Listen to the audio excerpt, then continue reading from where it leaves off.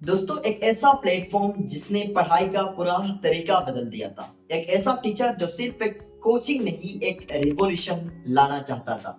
और आज वही प्लेटफॉर्म बना है देश की सबसे बड़ी कॉर्पोरेट कंट्रोवर्सी। ये कहानी है बायजूस की, इंडिया की सबसे बड़े एजुकेशन स्टार्टअप की, जिसका सफर एक क्लासरूम से शुरू हुआ और अब कोर्ट रूम्स में पहुंच गया।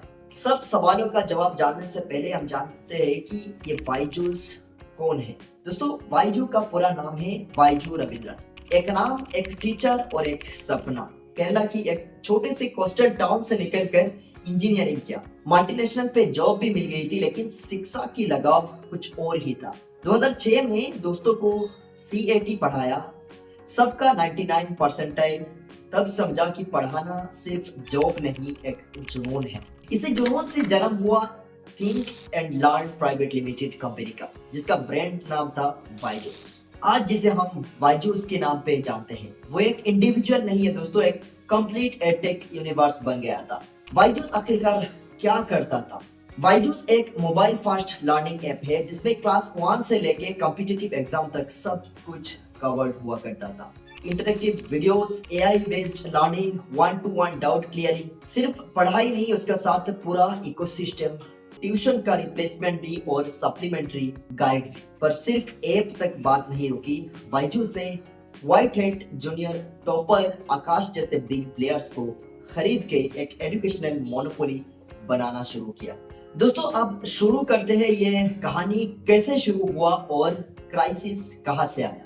2011 में think and learning private limited register हुआ। 2015 में मोबाइल ऐप लॉन्च हुआ, लेकिन असली उड़ान तब मिली 2022 में, जब लॉकडाउन ने फिजिकल स्कूल्स बंद कर दिए थे। हर माँ बाप ने फोन खरीदा, टैबलेट खरीदा, बायजूस इंस्टॉल किया, करोड़ों का यूजर बेस बन गया और पैसा बारिश की तरह आया।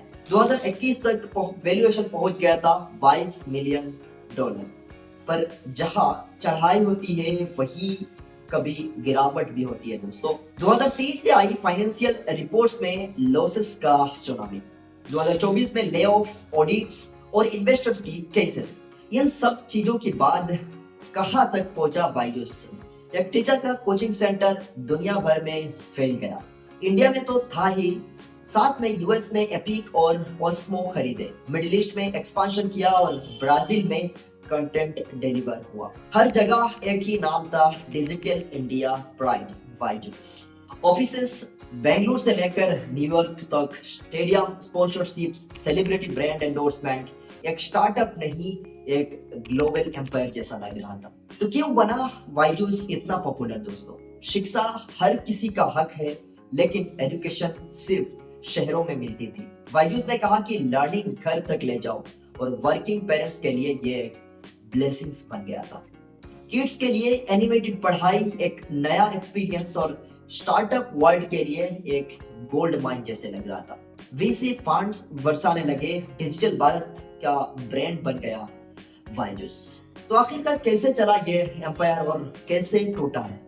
बायजूस ने मार्केटिंग में करोड़ों लगाए, हर जगह पोस्टर, शाहरुख खान का एड, स्टेडियम्स में लोगोज, सेल्स टीम पर प्रेशर था, ईएमआई, फोन कॉल्स और टारगेट्स का। पेरेंट्स ने कहा कि गलत तरीके से कोर्सेस बेचे जा रहे हैं, और एम्प्लॉइज ने बोला कि टॉक्सिक वर्क कल्चर है। 2023 से लेकर 2024 में आई ऑडिट्स का रिपोर्ट्स। लॉसेस था, अनपेड लोन्स था, साथ में सैलरी का भी डिलेज हुआ करता था, और इन्वेस्टर्स ने केस फाइल किया और मैनेजमेंट से ट्रस्ट टूट गया पूरी तरह से। एक समय था जब बायजूस में काम करना एक सपना जैसा था लोगों का, और आज वहां काम करने वाले लोगों को लिंक्डइन पे जॉब ढूंढते हुए मिलते हैं। तो आखिर जानते हैं दोस्तों अब क्या होगा? एक टीचर का सपना, एक भारत का ब्रांड और एक दुनिया का एजुकेशन मॉडल आज क्रॉस रोड्स पे खड़ा है दोस्तों। बायजूस वापस उठ पाएगा या नहीं, ये वक्त बताएगा। लेकिन ये कहानी सिर्फ एक कंपनी की नहीं है, ये सवाल है कि जब शिक्षा भी बिजनेस बन जाए तो बच्चों का भविष्य कौन संभालेगा? तो दोस्तों आपका क्या मानना है? क्या बायजूस एक रिवॉल्यूशन था या एक बबल था? कमेंट करके बताएं, और ऐसे ही सच्चाई से बड़े बड़े डॉक्यूमेंट्स के लिए सब्सक्राइब करना ना भूलें हमारी चैनल को। धन्यवाद, मिलते हैं अगली वीडियो में।